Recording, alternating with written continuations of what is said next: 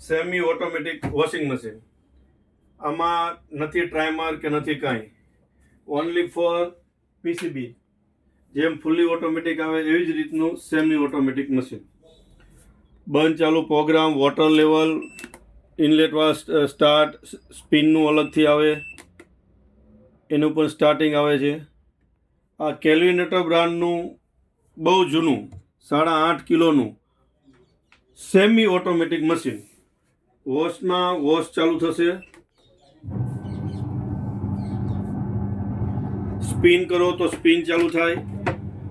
સ્પિનનું અલગથી ફંક્શન છે, સ્ટાર્ટ પુશનું. વોશની સાથે તમે સ્પિન પણ કરી શકો છો. દરવાજો બંધ કરો એટલે સ્ટાર્ટ થઈ જશે. સ્ટોપ.